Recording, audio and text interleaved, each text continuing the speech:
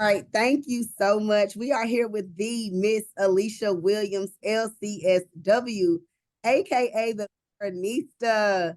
Thank you so much for being a part of the Brown Girls Brunch and doing the March Herstory segment with me. Alysha, can you start by telling us who you are? So yes, I am the Theranista, right? I am a licensed clinical social worker. I even wore my sweatshirt today. Tried to be very on brand. This is also social work month. So I'm like extra, hype in March is Women's Month, social work month. So the Theranista is therapist and fashionista. I am a mental health therapist. I'm a licensed clinical social worker as well as a fashion stylist.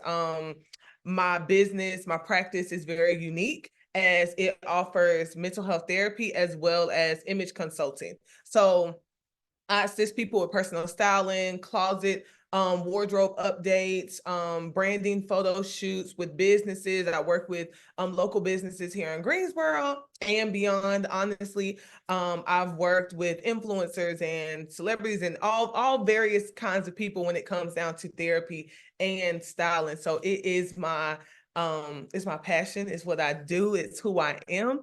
Yeah, that's me. That's me. I've been doing it for 9 years. I've been in the field for 9 years. I've been in private practice for maybe 2 years. 2 years. But I've been an entrepreneur since 2018. Okay, all right. So you answered my next question, which is how did you intersect therapy and fashion? And what feel good? When you feel good, you do good. So tell me, like, just expound on that. How did you intersect the two fields? Honestly, I won't say it is an act of obedience. I went to school, I went to A&T. I'm a Aggie till I die.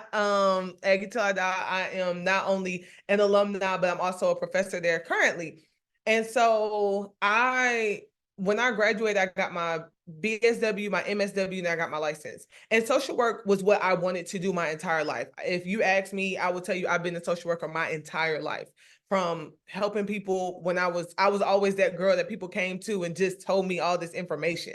So social work started there. Fashion, I've always been into over accessorizing, having on putting a look on, doing it. Like once I kind of found myself in high school, the girl was coming, right? And I would have never thought that this is where I would be now. It just was not in my vision for my life. But I started modeling, got into the modeling troupe when I came to A&T because I transferred up here from out of state, got into the modeling troupe, became the fashion coordinator, and it just kind of blossomed from there. Actually, the year that I decided to stop styling, to stop being recognized as a stylist, I went to church and God had laid it on somebody's heart to tell me, like, you're not stopping. This is actually the thing that I'm going to propel you in. And I was like, oh, I didn't want this. But I ended up jumping out, taking the leap of faith and launching my business. So before I was Theranista Wellness, I was Fetch Fashions. So for those that know, they know I was Fetch Fashions. And that's how it started. And then it just became too much to manage two accounts, two businesses, I told my best friend, I said, listen, I need my life to be simple. I'm a social worker in real life. I need to manage one brand, one thing. And so we decided Theranista Wellness was what made the most sense. I'm excited to hear that. And let me just also say Aggie Pride, okay? Yes. I also of A&T. So I'm trying to figure out if we was there at the same time. I ain't gonna tell our age. But I also, what year was? Yeah, just tell me 1 year. I graduated 2014. Yes. What year did you graduate? I can't tell you what year I graduated because I took some time off. I'm not going to embarrass myself. Listen, ain't nothing wrong with that. Ain't nothing wrong with that. Ain't nothing wrong with that. I did go, my starting year was 2010. I was supposed to graduate in 2014, but I or two off because I had a baby. Okay. But then I finished in 2017. I should have finished in 2014, but I was having a baby that same weekend I was supposed to graduate. So, but I did go back and finish with my master's at A&T as well in adult education. And now I have moved on to Central and completed my second master's at as a master public administration, excuse me. So I'm using that to like fuel my passion into nonprofit organizing and my passion of education and moving forward, like this brunch and the brand of Brown Girls. So I love all of the things that you are doing. I love how you were able to intersect your two passions because you do it so well. And again, like I said, when you look good, you feel good. Like Yes. Theranista wellness, that's what I get from it. Let me ask, why is mental health advocacy important to you? Honestly, it's just in me. It's just in me. To be honest, when I came into the field, I just wanted to help people. As I was growing up, and you start to try to figure out what you want to do with your life. And my only response to people was, I just want to be able to help people. I actually didn't find out about the clinical sector of social work until I got into grad school. And then I realized I had this professor, and she was like, I didn't like, just where I was in my program a whole lot. That's why people don't hear me talk about my program, my grad program a whole lot. It's not, I'm an Aggie. That we just gonna leave it there. And so, no shade, but whatever. They know how I feel. And so I found out about clinical social work, and I found out that social workers, honestly, with this being social work month, I'll tell any social workers that hear this, you make your money in the clinic when you get your license, right? A lot of people will tell you, I ask my students all the time, how many of y'all's family told y'all you ain't gonna make no money being a social worker? All you're gonna be doing is taking people kids and yada yada yada, whoop to whoop. But that's not the case, right? And so when I found out about clinical social work, when I found out about mental health, it just added on to what I really wanted to do. I remember my mom telling me a story of my grandmother. I am my grandmother's heart. And so when I tell people about just kind of where it came from my grandmother. My grandmother helped everybody on the block, everybody in the projects that that my mother grew up in. My mom always tells me about this lady that my grandmother took care of. And the lady, hearing my mother tell the stories, the lady had schizophrenia. And my grandmother would help her. My mom tells this story about when she came home one day and the lady was naked hanging from something. And she was yelling because she was having visual hallucinations. And my grandmother wanted my mother to help her. And my mom was like, Mom, I don't know why you're helping this crazy lady. But it was like, that's who my grandmother was. She helped everybody. She was going to make sure everybody was fed, housed, clothed, all the things that they needed, no matter what they were going through. And that in me just continued to grow and grow and grow. And that's where it came from. When I realized also that Black people, we don't like to talk about when we going through the blues, right? We don't like to talk about that uncle that stay in the basement and don't come out, but we, make sure he got a roof over his head. We don't talk about the family members that appear creepy. We don't talk about, the aunts, and we don't talk about these things, right? And especially from a religious standpoint, Jesus will fix it. But Jesus also said in the Bible to use wise counsel, right? So had Jesus not wanted us to, engage in therapy, he wouldn't have created therapists, doctors, psychiatrists, psychologists, all of these things. The Bible says for you to seek wise counsel. So, it just continued to grow. And that actually answered my next question. Like, it was for people who question therapy, what advice would you give them, or what advice would you ask them to consider? But I think you pretty much answered the question, like, seek wise counsel, like understand that the resources are there and be willing to talk about it. So I'm gonna move right to the next question. Well, and also, if I can add, Yep. Being able to ask, what are you scared of? Right? Being able to ask yourself, what are you scared of? And a lot of people do not seek therapy because they don't want to feel, right? And as corny as this is going to sound, but I say it all the time. In order to heal, you have to feel the feels. You can't just think that, you're just going to suppress them continuously and they're not going to show up, right? So I tell all of my students, you better deal with your stuff before you get into this field, because when you get into this field, it's going to deal with you. And I had the beautiful space and grace before I came into private practice is I'm in therapy every other week. I love my girl. We don't nobody call me every other Wednesday at 10 o'clock. I'm in therapy, right? And it's not because, oh, well, she's a therapist that's in therapy. How can she handle my problems? That's why. Because I have a space, I have an outlet, right? It's simply just an outlet. And that's what I try to explain to people. And I even tell them, get a therapist that match your vibe, that match your aesthetic of your life. Don't go to a therapist that's just not able to connect with you in a way that, you need to be connected with, right? Don't go with the first therapist. It's just like being in a relationship. Don't go with the first therapist. I'm not gonna meet you today and say like, oh, we best friends, we besties, we ride or die for life. Like, no, right? We got to go through some things. We got to get to know each other. And so it's the same thing in therapy. But people don't give that space and that grace. They don't put in that time to make sure that they find who they need. Agreed. I think for me, I've gotten to a space of wanting to seek like my professional counsel, right? And just making sure that I'm in touch with myself at all times through therapy, through talking out my problems and just being open about it.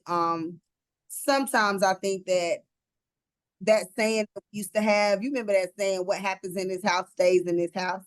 And I think that us in the Black community, we don't realize the stigma that one saying has on us. Because on the one front, I can't talk about things that are happening at home because, of course, I don't want my parents to look a certain way. Or, of course, I don't want my friends to perceive my home life a certain way. But then on the other front, it's like, no, but what happens in this house? It's starting to weigh me down. And now I'm lashing out on people. Now I'm not communicating effectively. Now I'm not being the friend or the sister or the daughter, or the person that God has created me to be. And so I think that it is super important for us, even when we are lacking or thinking that we're lacking, it's super important for us to stay grounded. And I think your perspective on why people should definitely seek that professional counsel is absolutely right. And the fact that you're doing it too, you're leading by example. And me as an educator, that's one rule I live by: lead by example. Yes. Don't do as I say and don't say as I do. Watch what I do and then model it and do it. It doesn't have to be the exact same way, but I'm doing the work and I see you. I see that being your perspective. What advice, Alysha, would you give a young girl who is seeking to accomplish her goals? And let me add to that question. Also, what advice would you give yourself in 2004, 20 years ago? Okay. What advice would I give a young girl seeking to accomplish her goals?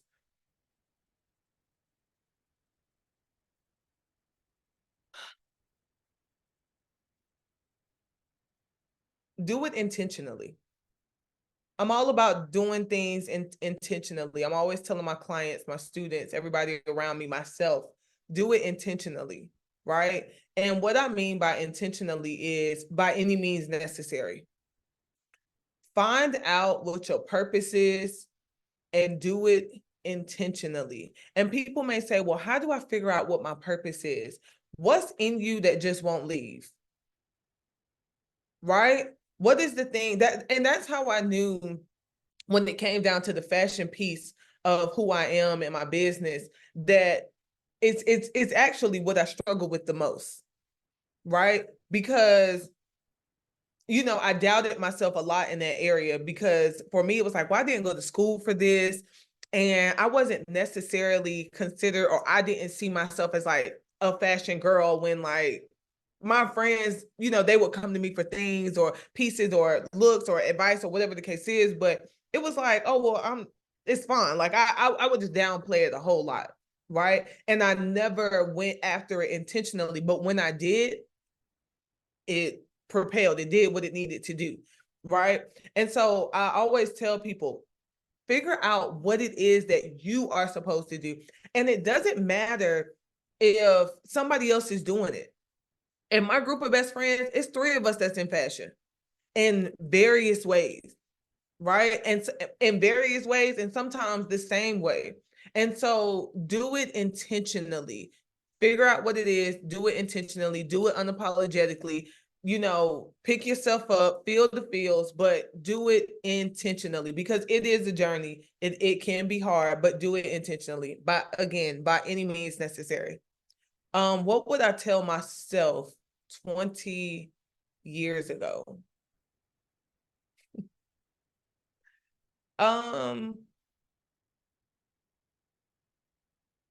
Get out your head.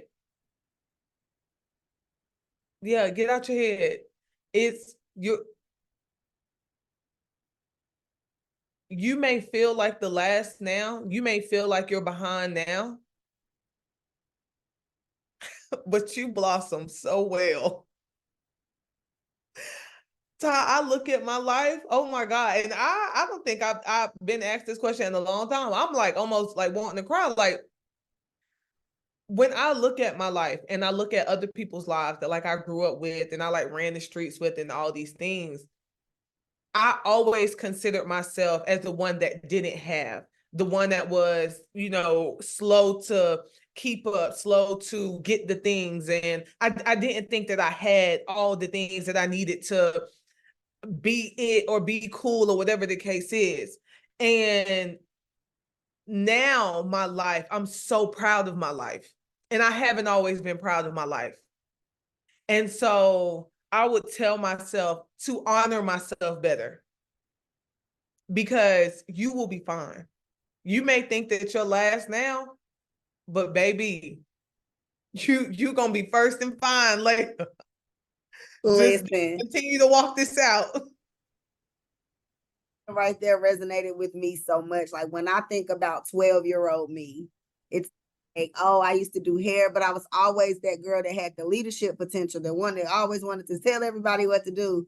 But I felt you on that. Like I always felt like I was constantly trying to figure out what I needed for me. And here I am. And it's like, I'm so proud. Like I don't necessarily run around with the same people anymore. And it is no love lost to those people. It is simply Yeah, that God yeah, has me on a different 1,000%. A God thousand just percent. has me on another path where I have Yeah. to expand my networks and my horizons, because where I am in my life, every relationship has to be equally yoked.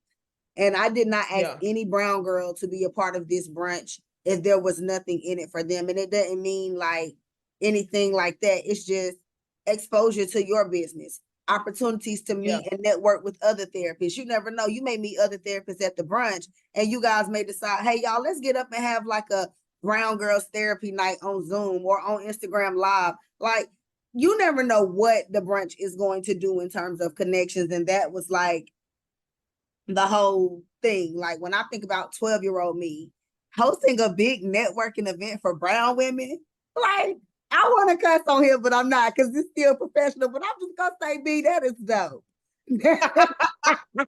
Honestly, no, believe me. So I used to always say 12-year-old me always wanted to move to New York, right? Like that was my dream, was to move to New York. And for 12-year-old me to know that 33-year-old me can pull up in New York anytime I want to. I got, people, opportunities, just places I can show up in, right? The fact that 31-year-old me or 32-year-old me, one of me, through two events in New York that were successful events. You couldn't have told 12-year-old me that. You Right. couldn't have told 12-year-old me that 30-something-year-old me was going to take her event, grow with me, right? The care and keeping of Black men and women on a tour through Greensboro, Charlotte, New York. You couldn't have told me that. You couldn't have told me. I tell people this all the time. I did not want to be an entrepreneur. I did not want this. I wanted to be a social worker that clocked in at the veterans office, minded my business, got my paycheck, got my good benefits, and went home. with my family, married with kids. You couldn't have told me that 33-year-old Alysha would have her own private practice, would be just now in her first healthy relationship at the age of 33, no children, not married. Like, you couldn't have told me this. So when I look at my life now, I honor my life because I realize it's not my race. Right. It's not. This ain't my journey. It's This is my God. obedience. And This is my obedience. once we realize it's not us, you Yeah. know, we can really like thrive in that. And I love that you are just seeing such a different perspective of like what you thought life would be like versus like how life is. I Yes. love that. And I think that like that leads me right into this next question, because you are right on, you are spinning my wheels, girl. What does it mean to you to be a brown girl? And like, how does that translate into mental health advocacy, stigmas that we face? Girl, come on and give it to me, because got it coming now. We vibing. I don't know how you thinking, but I'm thinking we vibing. So tell me something. Oh my God. To be a brown girl, to be, oh my God, to be a Black woman. It's an honor. It is an honor.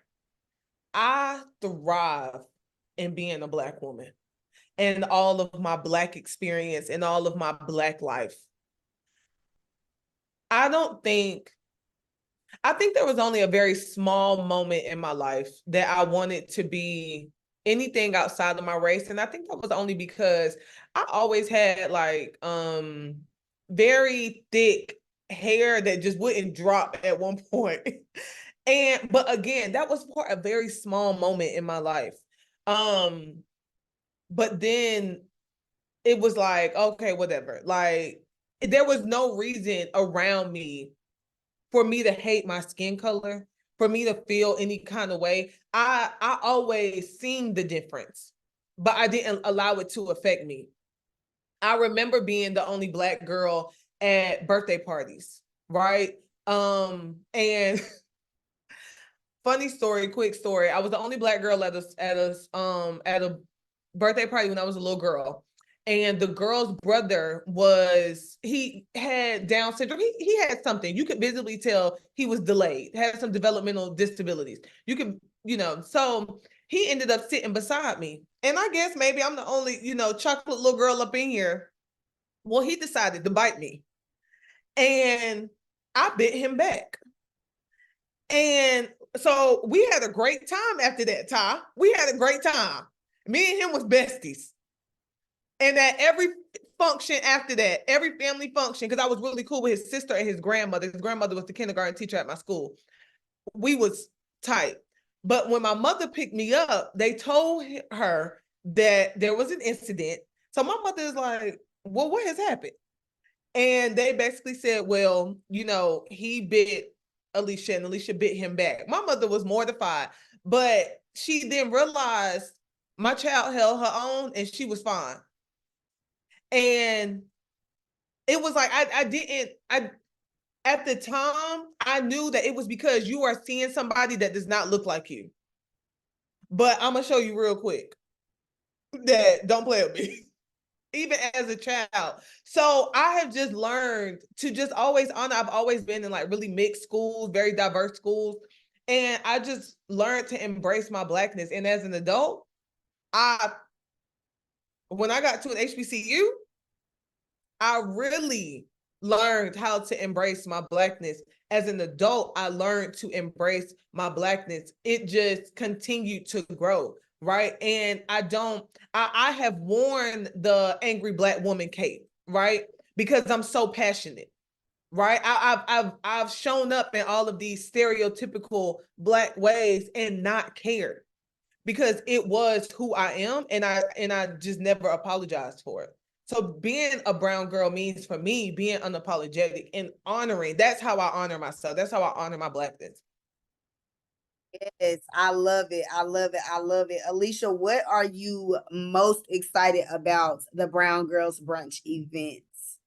Honestly, I think all of it. All of it. This is new to me, the brand, like, but I'm so grateful that we've been able to connect through this. So I'm looking for even this relationship to grow more. I'm looking to connect Yes. with all women and to network. And I'm looking for it to be an authentic space.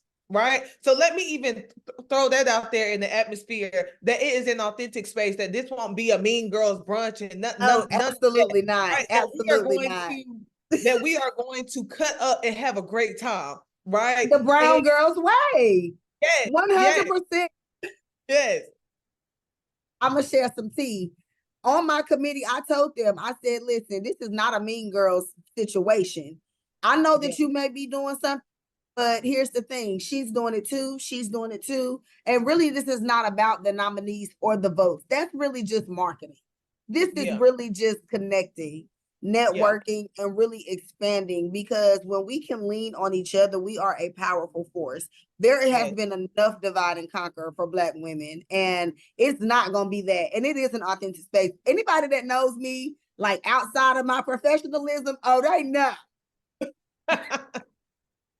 Gonna get to it every time. yeah, The yeah, event is going to be love, honey. When I say we're gonna have mimosa towers in the middle of every networking table, baby, up and talk to the people. We are yeah, not here to act like we aren't going to be resourceful. I'm gonna have it set up to where in our takeaway bag, bring your marketing, drop your cards in the bag, because you may not be able to talk to everybody, but if your marketing is available, then people will be able to contact you. So I'm excited. I'm definitely looking forward to staying in touch, because love for us to definitely continue connecting. yes. I'm so excited that you have accepted your nomination for Mental Health Advocate of the Year. And forward, Alysha, to seeing you on May 18th at the Brown Girls Brunch. Your segment is going to air this Wednesday. So let your folks know to join us live on YouTube Wednesday at 7. And I will also post segments of this on Instagram. Okay, awesome, awesome. I'm so excited. I am thoroughly so excited. This is gonna be great. This is gonna be Dude, it great. is. This was a really good interview, because like you really gave it up, and I just am here for it. Thank you for just inviting us into Theranista Wellness. Thank you for sharing with us your journey and how you intersected fashion and therapy. And most important, thank you for sharing what it means to be a brown girl. Until next time, Miss And Alysha thank you for Williams, having y'all me. have heard it here on Herstory. And happy Women's History Month. Bye, girl. Bye.